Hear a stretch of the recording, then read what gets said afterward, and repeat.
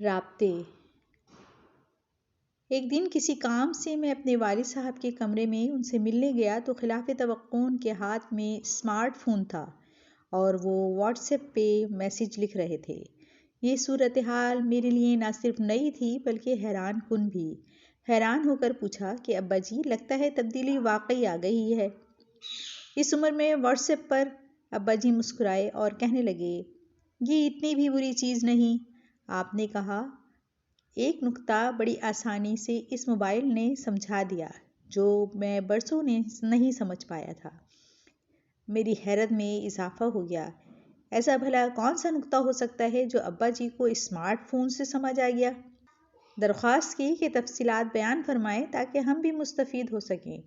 ابا جی بولے کہ میں 10-12 دن سے دوستوں کے ساتھ واٹس ایپ پہ رابطے میں ہوں۔ جو دوست 1-2 دن رابطہ نہیں کرتے ان کے نام اور پیغامات بہت نیچے چلے جاتے ہیں، اتنے نیچے کہ میرا ہاتھ تھک جاتا ہے اسکرول کرتے کرتے، اور جو رابطے میں رہتا ہے وہ لسٹ میں سب سے اوپر رہتا ہے۔ عرض کیا کہ ایسا ہی ہوتا ہے، اس میں کون سی بڑی بات ہے، یہ تو ہمیں سالوں پہلے پتا تھا۔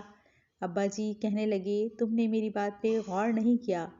ہم سب کا رب ایک ہے۔ جب ہم اس کے ساتھ رابطے میں رہتے ہیں، اس کو یاد کرتے ہیں، اس سے مانگتے رہتے ہیں تو اس کے پاس موجود لسٹ میں ہمارا نام اوپر ہی رہتا ہے، لیکن جیسے ہی ہم اس سے غافل ہو جاتے ہیں لسٹ میں ہمارا نام بہت نیچے چلا جاتا ہے۔